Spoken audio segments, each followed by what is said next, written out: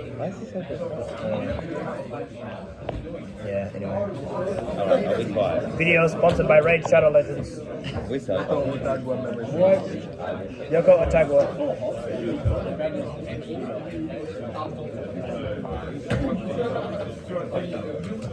Is that it? What's that?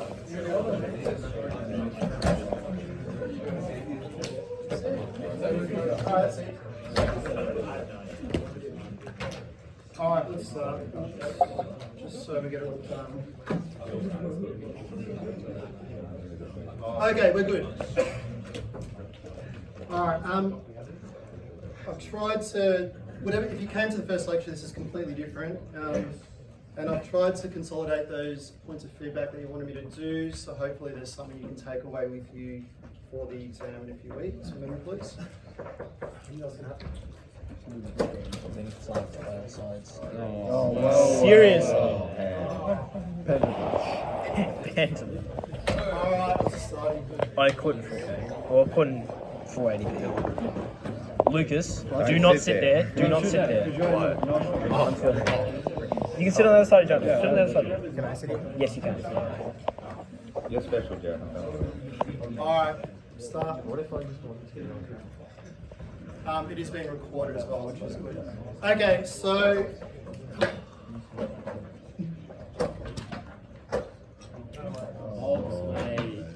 Just keep the door open. I'm looking at the door again. So what if someone's knocking, they can just have it? What do I do? One of them can open the door. Just keep, yeah, put the wind. If he did that wrong. Whoa. Put the chair in there. Yeah. There's a there's a bear as well. It's a chair? No, it's a chair. Okay, let's start. Otherwise, we're not going to get it done. What time? I don't know what time it is. Okay, first thing. I've been fortunate enough to read some of Scotch College's papers as part of what I'm looking at. And one thing I find they do really well, we do better in Section B, by the way. One thing they do quite well in Section A is there's a real, I guess, precise effort to mention the intent and motivation in their particular text. They do a film text, but nonetheless, that's still that similar sentiment that projects into there. Please mention this. I know students can use, and she projected ideas about contextualization, the plot, and so on. This sort of sits alongside plot in some respects. So there has to be some sort of reference. What is her overall intention? And some of you ask me, what is the intention of the text? The intention of the text is directed to the topic you get. That's really important. Please don't offer overarching intentions. They're too broad. Only keep nuanced contentions and intentions, motivations, depending on what the topic is. However, there's probably going to be scope here to reference that overall, the text is an allegory, which is a hidden meaning, for the erosion of freedom or identity or humanity. I think some of these terms are interchangeable, and I'll talk about that if I get to the point on the erosion of language. But they seem to be, I guess, the fundamental triplet of concepts that pervades the text. This is both political and it's moral as well.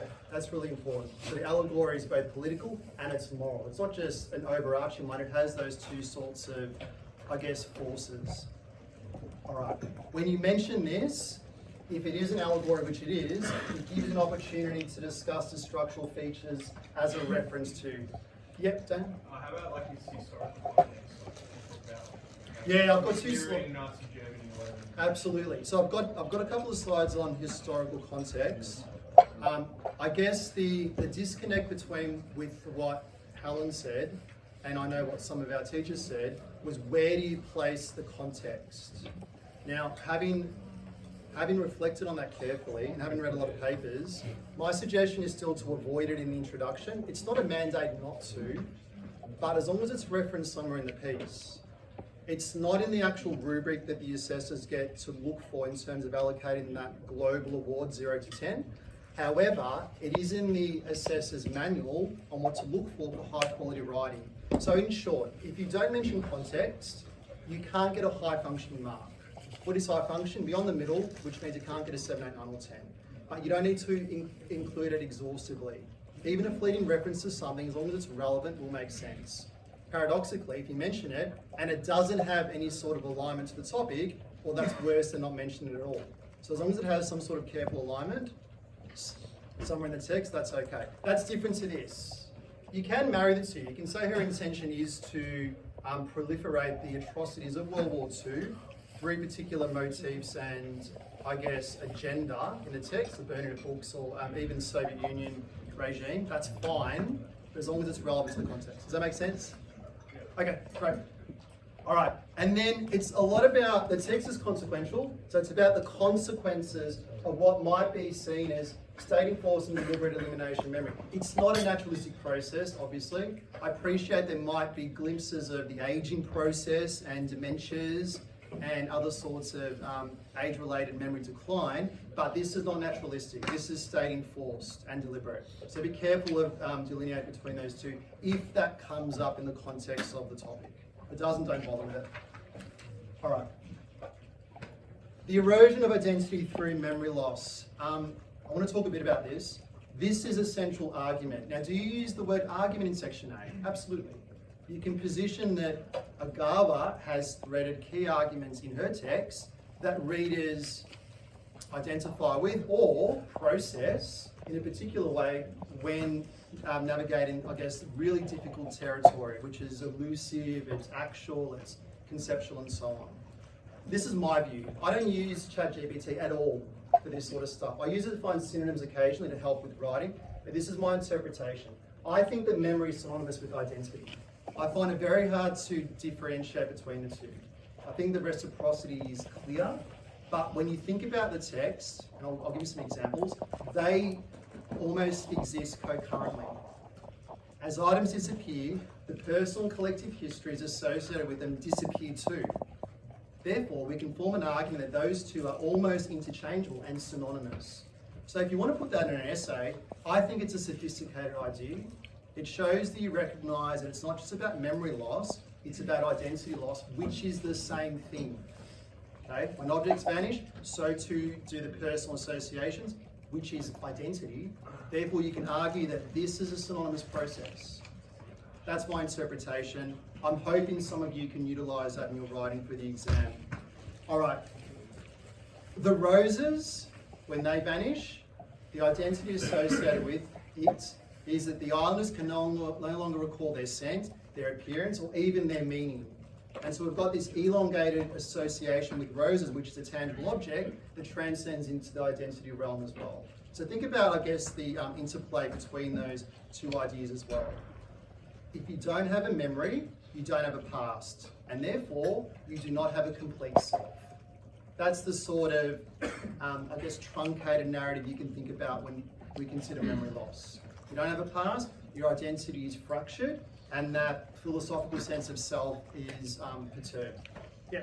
So why do some people in the novel have memory? Why is that? Are deliberate people chosen to have memory?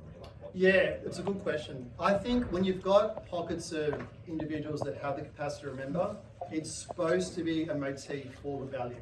I can't think of anything else that sort of substitutes that. What that means in terms of context is that even though you've got absolute erosion in this text, even though you've got atrocities that have befallen individuals and societies, there's still been opportunities to reject, to counteract, to counterforce, and so on. That might be one interpretation, but we can't have a literal, you can't offset this as having a literal interpretation from those individuals that can remember. Does that make sense? My interpretation is, if you don't have memory, you don't have identity. We can't then say, well, people have memory, therefore it doesn't fit that paradigm. It does. They're the outliers. They're on the outskirts, the periphery and so on. And that you can interpret that in, I would imagine, a third body paragraph, if that occurred. Yep. Remember the questions in the exam last year and vague paper this year? I'm thinking, I don't know what the question's going to be, obviously, but there's probably going to be scope for something about the individual versus the collective. I've seen nothing really appear in commercial papers. Granted, they're written after the exam is, but nonetheless, that's probably something I would personally, I'd be thinking about as I prepare for the exam. The collective versus the individual, and what, which triumphs. That's a good example for that. All right. With language, please be careful in how you, I guess, describe what I think I talked about in my first lecture, the unconventional normality, which I like as a term, but really it's about apathy, complacency. You can use the word ambivalence. I think ambivalence also captures it in some respects. A critical message in the novel is the dangers of collective apathy. I think it's more so than the individual. And the majority of islanders passively accept the disappearances, often with relief and indifference. Extend what I said last time if you came to the lecture, in the sense that when something happens that is intrusive in the novel, or damaging, or just generally problematic, the following page, things return to normality. It's an odd normality, but it's normal nonetheless. This captures that notion of apathy and complacency from a literary perspective, but also from, in this case, a collective, what would you call that, socio-cultural perspective too. Yep. When using like that as evidence where things get resolved really quickly, considers that apathy, how could we kind of use that in, I guess, our essay? Last year, there was a top scoring piece, and I'm not advocating this by all means. It was so beautifully written, but there are only 2 quotes in the entire essay. And what happened was, because it was so lyrical and precise, and it utilised structure, and it utilised examples similar to that, which sort of lend to and understand the text, it got a perfect score. So don't feel you need to supplement those ideas with quotes necessarily. Yeah, the examiners have a very, what's the word, liberal understanding of what evidence looks like. That's why Helen Billard said evidence is plot, it's characterisation, it's context. Context is evidence. So you don't feel you need to supplement with quotes. Just saying that is evidence enough. I know it's strange because you don't want to fall or take risks in the sense that you're wrong, but as long as you've got some insight into what you're interpreting, you should be okay. I've never seen it that's like obnoxiously incorrect or abhorrently wrong. Yeah. All right, and remember, please don't. This is important too. They don't always use this brute force on everyone. Okay, it's their place in the novel is equally complicit. Okay, use the word subjugation. Yeah? It's when someone else is responsible for the oppressive forces that are there. They subjugate the islanders. Okay, so what am I saying? I think the islanders actively participated in the destruction of their own past. I'm trying to produce some challenging ideas today, but I think they are active participants in their own destruction of their past because of this collective apathy, because of the complacency. Okay? And I'm always thinking about paragraph 3. If we do 4 paragraphs, paragraph 4, which should be a little bit different and I guess stand out, this is an opportunity to do that. So we champion the islanders and those pockets of resistance, but also equally, they are the builders of their own victimhood. They're responsible for it because of what they do. I guess you can think about they burn the objects, they take stuff to the river and so on. So all these things, they're responsible for it too. And that's something you may wish to draw upon depending on the question that's there. Again, I'm thinking about what the lady who writes the exam would think about, and they like unique and nuanced perspectives. This might be something that comes up. Okay.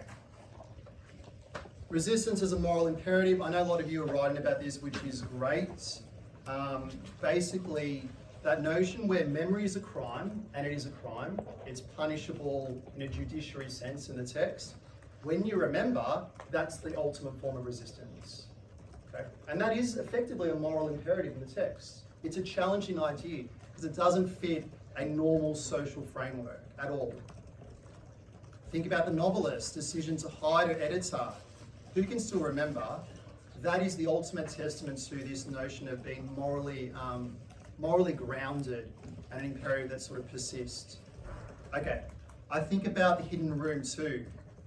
And some of you use this term as well. It's not just a physical space, it's that sacred sanctuary for the past. All right? And again, that sort of blends into that moral imperative that permeates the text. Okay, I think about these questions too, but what does fighting look like in the text? Is the motivation philosophical, practical, spiritual? Probably a combination of all 3. We've got words that are, dogmatic and spiritually driven, like soul, which is 6 times in the text roughly. Obviously there's practical reasons for their fighting, but also there's philosophical ones. And that's where the morality sort of kicks in. Am I making sense? I feel like I'm being very esoteric today. It's making sense? Alright. I know you've only got a couple of weeks, I hope I'm not scaring anyone. I'm just trying to think of little things that, even if you draw upon one of these ideas, that's great. Alright. As usual, I've got about 50 slides, boys, so we'll keep going. Alright, question about context came up. This is what I'm thinking of context. There are two avenues for context. My thinking is what I've read. You can be very specific with context, that's fine. You can refer to post-World War II Japanese isolation in some context, that's fine. Or you can be broad and just reference atrocities in the past that are driven by totalitarian principles. That's okay. Either are okay. You don't have to be gravely precise and clinical. You can be broad if you want to. My first example there is broad. The memory police are a clear parallel to historical totalitarian regimes that controlled information, which they do, and suppressed dissent. Okay? That's broad, but that's okay. You don't have to be overly specific. All right. And then if you want to sort of plug away at the language and link it to context, which some of you like doing, you can think about the word disappearing without explanation and how that is sort of metaphorical for the state's power to redefine truth and reality. But it's not just when it returns to oblivion, there's a redefining what truth is. However truncated and minuscule it is, the reality becomes smaller, but it's still reality, it's just redefined. So you can think about the reshaping if that's part of your thinking too. All right. Then you can reference between these two. It does echo things like the Nazi Party, the Soviet Union under Stalin, and other sort of authoritarian governments. You can write that if you want to, as long as it's relevant. As long as it's relevant. Okay. There were no questions last year in the exam that were fundamentally just about context, but there were a couple that really demanded a decent conversation about them. So having some understanding and looking at language like the word disappearing will help you. Okay? All right. Ask questions throughout too if you want. You can talk, and I want to go this very quickly. You can talk about post-war Japan. Sorry, Toby. Can you talk about multiple in your essay, or do you think you should just focus on one like piece of context? You can refer to multiple. I wouldn't be doing more than two. Is multiple 3 or 2? Yeah, 2. 2's enough, I think. The reason I'm hesitating, I'm trying to think back to last year's top quality pieces. Yeah, 2's plenty. I wouldn't do more than 2. Yeah. All right, boys. This one here has versatility. I think you can apply this really to any sort of topic. You sure?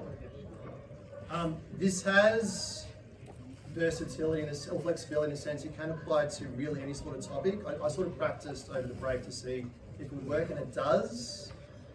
But it might be read as a commentary on Japan's post-World War II history, that notion of collective amnesia, and the wartime atrocities and the rapid, what I've called modernization that followed and led to suppression of what was seen as traditional and cultural with memory. If you're going to use the evidence in the text, it's the way the characters are passive in their acceptance. It does reflect a cultural tendency to value, what am I trying to say? Social harmony, that's the expression.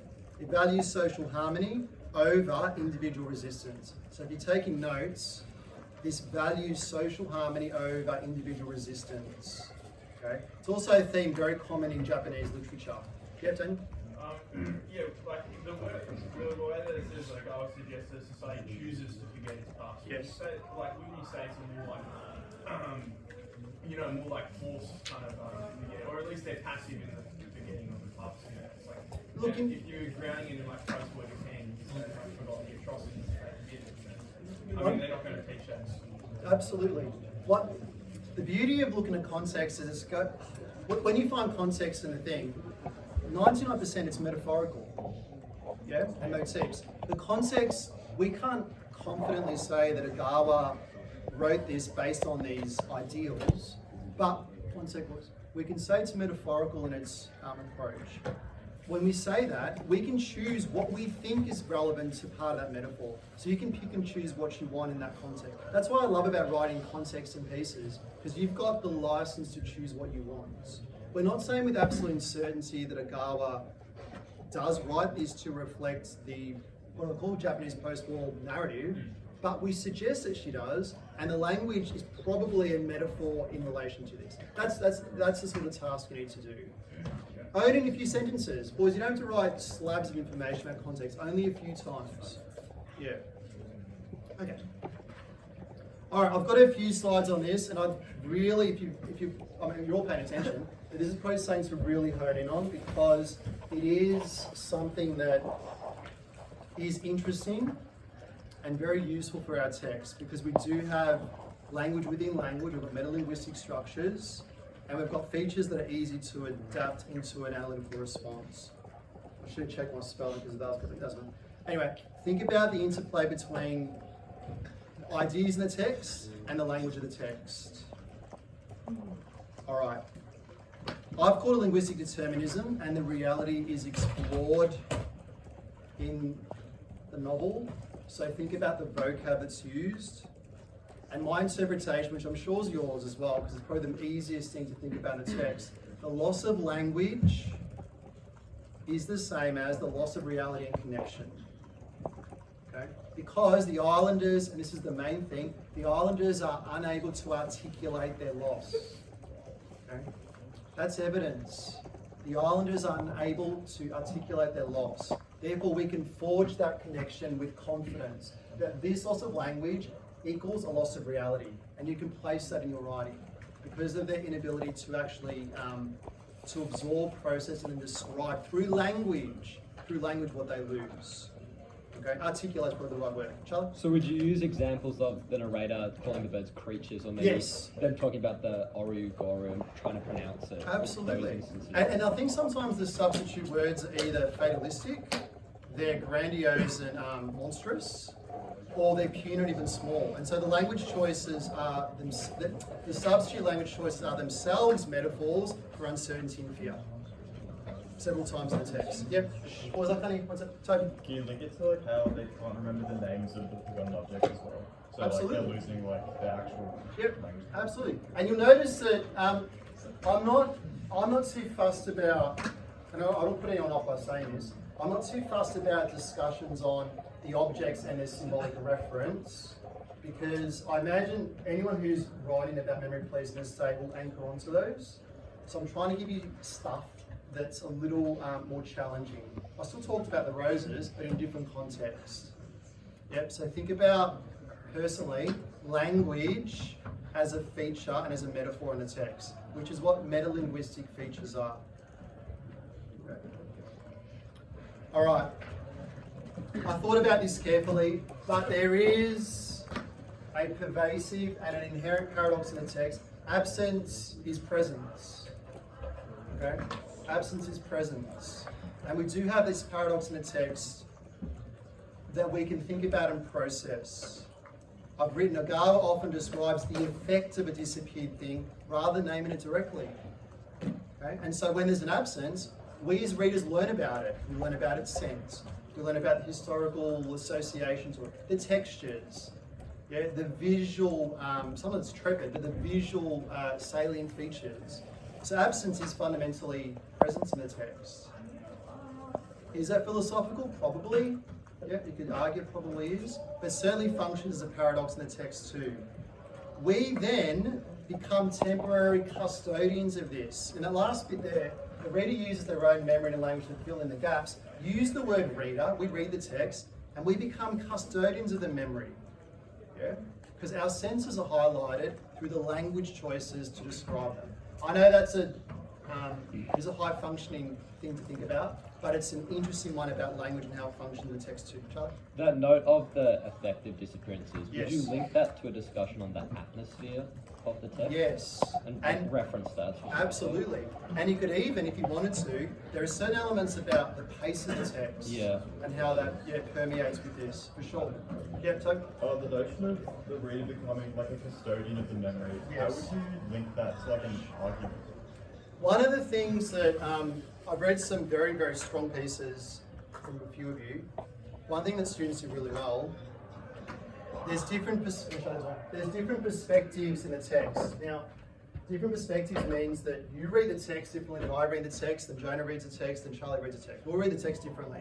If you put that in there, that there are different perspectives in the guise of the title, then that links to this. My interpretation of what is being forgotten or disappeared is going to be different to someone else because I'm taking upon those sensory features, the sense and so on, and my interpretation is based on what's there in the writing. So it's about different perspectives. Have a look at, if you want to challenge that further, have a look at, I think it's the very high score in response last year on the text, the anthology Bad Dreams. The student who wrote Bad Dreams, it's a beautiful piece, it's an anthology, short stories. They do it really well. That student got a 10 to look at the examples of how do I include different readers and interpretations in the text. Because it is a challenging thing. Now, this is if you want a 9 or a 10, because that's where that creeps up in terms of the rubric too. Recognising different perspectives. You can still put it in if you want, as long as it's done correctly, but that's what that high function response looks like. All right, obviously, we don't have characters that are names, or they're given generic names. So this is another example of how vocab is eroded. So you can approach this in terms of the anonymity in the text and what that means, but you can talk about it in terms of we don't have language for these people. They're given generic names. And I imagine a lot of you are going to write in that, which is great, and there is scope probably in a lot of the questions. But think about the island's not named, the old man is given that generic age-laden title, and gendered, the narrator, and so on. This is metalinguistic because we don't have language for these people. Okay? We've got, instead, definitive identification. Why? This is my interpretation too. If we have all these characters and settings without names and titles, then it's a metaphor for the universal experience of the islanders in the text. Okay? This is evidence. You can say that they have a universal experience of oppression, of dehumanization and so on, because they're not names. They all share the unnamedness. Okay? And what becomes relinquished? Individuality. And so then when you practice that collective versus individual, you've got the individual prevails in this context, okay, because of that unnamedness that's there. Were there many? Oh, good. That's good. All right, sorry, question? All right. So think about that universal experience and expression that's there too. Skipping a page. All right, the other thing, in terms of what you might produce in your writing in reference to structure, think about the embedded narrative as well. It does parallel the external events of the island, so it is a metalepsis in its construct. In other words, the self-referential commentary. Yeah, it's self-referential in its commentary, so you can refer to it as thus. Think about the typist. We know the typist's loss of voice and reliance on the manipulative teacher's words are important too. Yeah, it does reflect the exertion of the memory police on the islanders. Think about the storytelling itself too. Yeah, and that sort of meta-commentary on what might be seen as fragile or futile.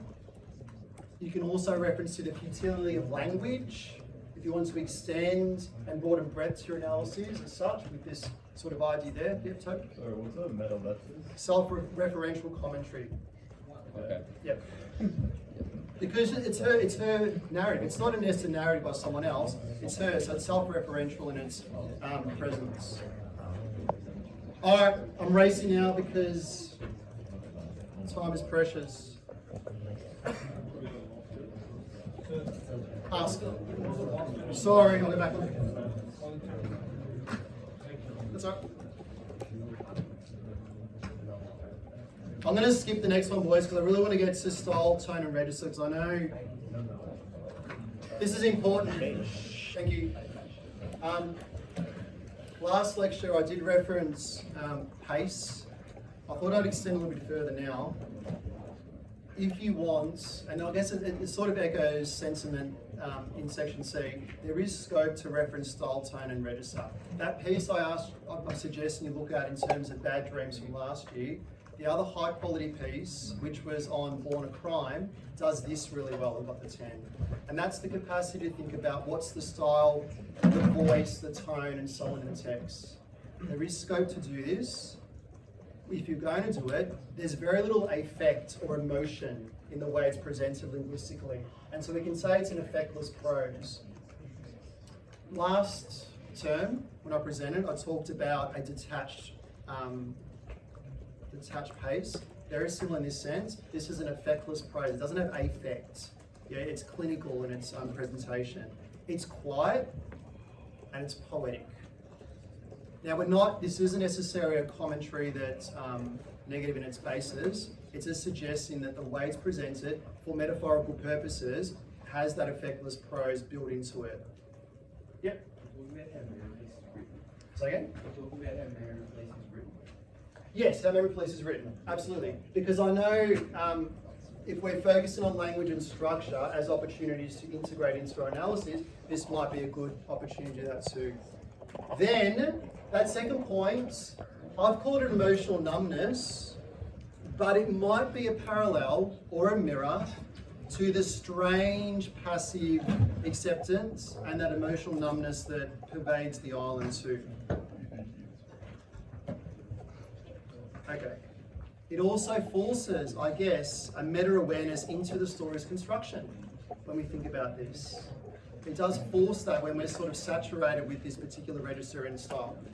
Noah and then Leo. Yep. Would you say, even though Agar was writing in this affectless prose, that she's still developing like the characters, there's a very deep connection between the reader and the character itself, because we're seeing that they're experiencing these. Now this is interesting. So one thing, I'm glad you mentioned that. Boys, one thing you can write about, and this is done in a lot of other texts too, is the notion of subtext. One thing that students do quite well is you can reference that the language itself is clinical, yet subtextually we've got profound complications, and we've got complexity, and we've got a richness that's in between the characters. So you can write about the subtext that's there. And you're right, subtextually we've got richness, intertextually sometimes, but in terms of the text itself, overall we need to appreciate this metaphor that we do have that strange passive acceptance, probably because of that affectless prose. Yeah, absolutely. Leo. Is there an irony in the fact that the narrator is herself an author and her prose is innately sort of iconic? Absolutely, and you could put that in. Do you think that has analytical merit, however? Because just thinking about it right now, I don't think that I could say anything meaningful about it besides the fact that it's sort of stylistic and 1980s. Look, I was saying to the boys before, there were no questions last year across the 42 topics that were there that were inherently about context, but there were a couple that really lent a discussion on context or on structure, but probably not for what we're going to experience with this, I would imagine. Maybe, but probably How much of that affectlessness do you think is a product of the fact that it is a translation, or as opposed to like this analytical merit there? Because of course you don't want to analyze the fact that Boys, this is translation.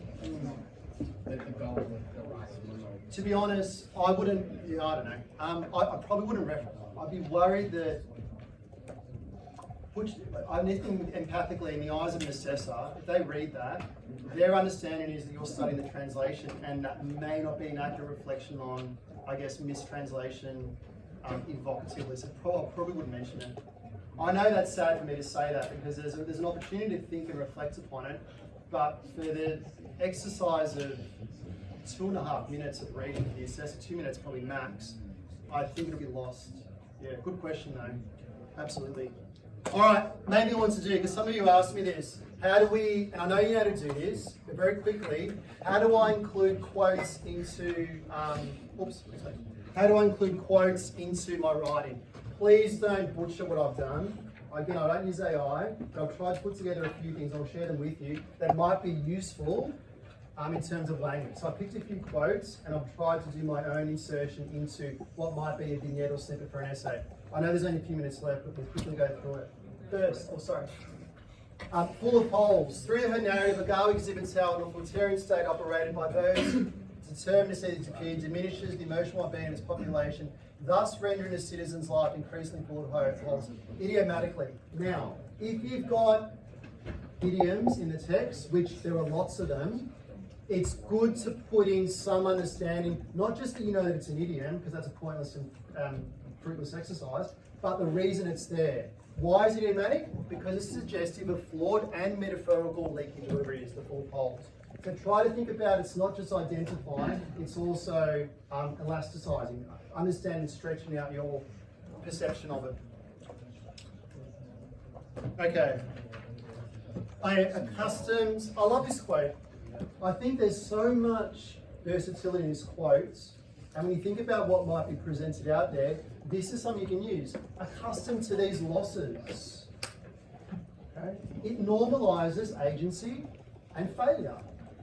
It is, I guess, in some respect, fatalistic as well. And I've got a little bit of a vignette there. When you talk about psychological degradation, you can expand that into some element of context if you want. You've got the oxymoron, a rose garden without roses. Yeah, the language is inherently contradictory. Why? That notion of beauty without substance, etc. Okay? I've got a few of them. The Belder's going to, it goes 120, yeah? 120? So I want to answer any questions. So maybe just, I'll share this after this. Here's another one. Boys, listen please. Meaningless and desolate place without beautiful or dear. The ultimate, you know this already, but the top scoring responses will write adjectives throughout and adverbs occasionally. Litter your pieces with them.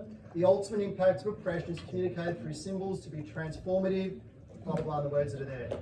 You can also comment on the juxtaposition between two phrases. You can pick two quotes and comment on the juxtaposition if it's relevant in context. Okay? The former, meaningless, evokes this existential emptiness. Yeah? Meaningless and desolate sort of extends that too. One more. Brightly recede into the distance. The islanders become seemingly unaffected by the disturbing horrors they continue to describe through brightly and receding distance. Again, that emotional numbness or erosion that oppression causes. That's cut off. Anyway, it's the irony, the dreamlike and ethereal style of writing to reveal the realistic influence of overbearing control. Okay, I know it was a rush. There's quite a few more. Will the bell goes out? 125. Okay, bell's going out. Boys, the other thing I didn't get to do, one second, just quickly. I had a few things on is R a bad person, which I had a lot of fun with this. I'll send it to you. We've got some ideas there. Are there any questions? Okay. Thank you. I took notes. Oh, thanks.